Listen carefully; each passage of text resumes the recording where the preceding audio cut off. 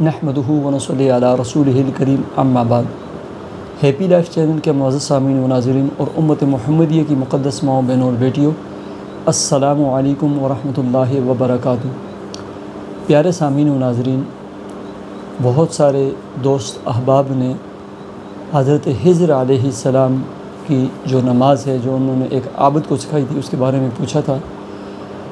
یہ میرے تجربے میں بھی آیا ہے، میں نے بارہا مختلف حاجات کے لیے یہ نماز پڑھی ہے، الحمدللہ ثم الحمدللہ۔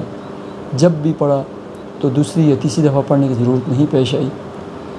حضرت اشرف علی تھانوی رحمۃ اللہ علیہ فرماتے ہیں کہ حضرت امام شافعی رحمۃ اللہ علیہ کے بیاض میں لکھا ہے کہ یہ ایک نماز ہے جو 1000 حاجتوں کے لیے ہے۔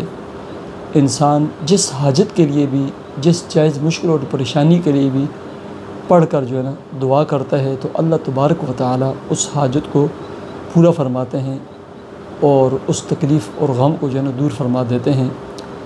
یہ دعا، یہ نماز کا طریقہ حضرت خضر علیہ السلام نے ایک عابد کو سکھایا تھا، اور وہ طریقہ یہ ہے کہ 2 رکعت نماز نفل کی نیت سے پڑھیں۔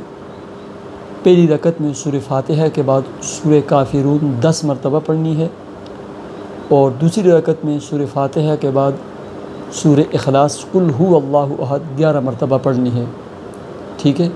اور مشائخ نے لکھا ہے کہ بندہ اگر جمعرات والے دن یا جمعے والے دن پاک صاف ہو کر، صاف کپڑے پہن کر یہ عمل شروع کرے تو اس کا یہ زیادہ مجرب ہے، اولا ہے اور بہتر ہے اور سریع الاثر ہے۔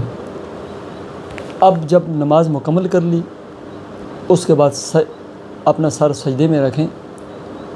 سجدے میں پہلے 10 مرتبہ نماز والا درود شریف پڑھیں، اس کے بعد 10 مرتبہ تیسرا کلمہ سبحان اللہ والحمد للہ ولا الہ الا اللہ واللہ اکبر ولا حول ولا قوت الا باللہ العلی العظیم پڑھیں۔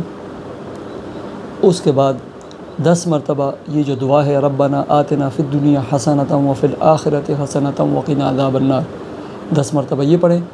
پھر سجدے میں سر رکھ کر ہی اپنی زبان میں اور اپنے الفاظ میں نا جس حاجت کے لیے آپ نے نماز پڑھی ہے وہ دعا مانگے، ٹھیک ہے۔ اللہ کے فضل و کرم سے اگر آپ نے جمعرات یا جمعے کو شروع کی تو آئندہ جمعرات اور جمعے سے پہلے آپ کی حاجت ضرور پوری ہو جائے گی۔ اللہ تبارک و تعالی مجھے اور آپ کو عمل کی توفیق عطا فرمائے۔ مجھے اجازت دیجیے، اللہ حافظ۔